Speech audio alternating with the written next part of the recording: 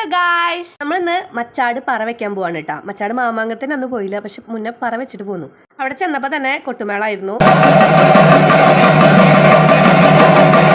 അമ്മ പറ വെക്കാൻ വേണ്ടിയിട്ട് റെസീറ്റൊക്കെ എടുത്ത് വരിയിൽ നിന്നു. അച്ഛൻ ആ വഴിക്ക് എവിടെയോ വീഡിയോ എടുക്കാൻ പറ്റിയ പാകത്തിൽ അച്ഛനും പോയി നിന്നു.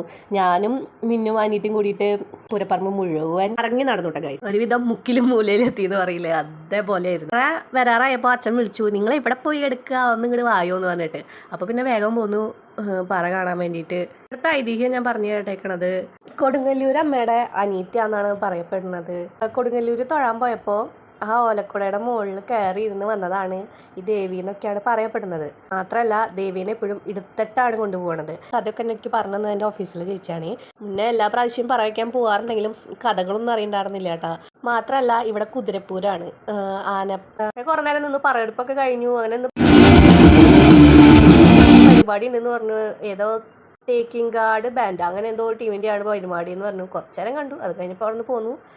അപ്പം അച്ഛൻ ബജ്ജി വാങ്ങിച്ചു, ചില്ലി ഗോപി വാങ്ങിച്ചു. അങ്ങനെ അതൊക്കെ കഴിച്ച് ഞങ്ങൾ കുടുംബസമേതം പോന്നു അങ്ങോട്ട്.